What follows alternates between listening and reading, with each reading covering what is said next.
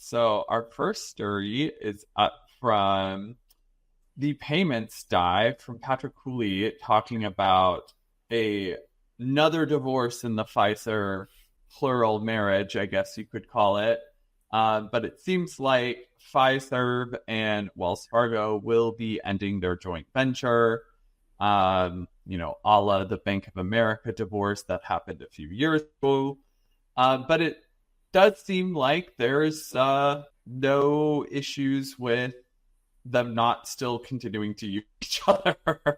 Right. So Definitely seems like it's going to be the same, like currently with a lot of banks that Fiserv First Data is still in the background as the processor. The just financial piece of the relationship, I guess, like piece of the shareholder relationship is ending. yeah, it seems like they're just dissolving the joint venture, but the two companies will continue to work for each other, and Fiserv will continue to serve as that back end for Wells Fargo. Exactly. It seems like business as usual. It's just like, hey, we're no longer together. And it just really seems like they actually got a stake in when Fiserv actually acquired First Data. So Yeah. that portion is ending too. So I think that was a big part of it. So I just thought that was interesting to know. Yeah. I mean, it's definitely under like what we would consider like the Fiserv alliances. So it seems like that alliance is not changing. It's just the fact that there will not be like an ownership stake. Exactly.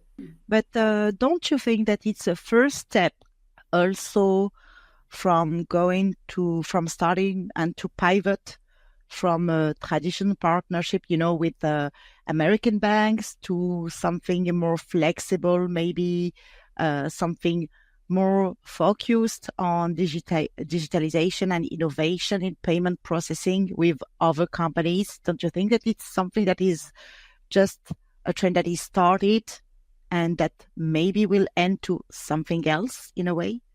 Hard to say because Bank of America is still a Fiserv alliance, right? So like they have a small business platform that they created that is their own, but they don't have like many or any enterprise merchants on it. So it could be something that maybe Wells Fargo wants to innovate and have some stronger ownership over that part of what they feel is their portfolio. But, I think the harder challenge is you can innovate in that direction, but your big enterprise merchants are not going to, follow that same path until you have it created.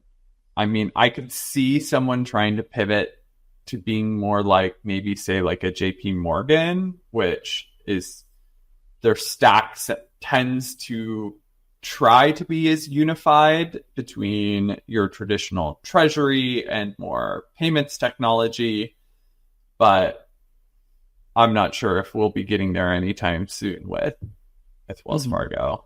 I get you. Thank you. Fun to watch, fun to see what's going to be going down.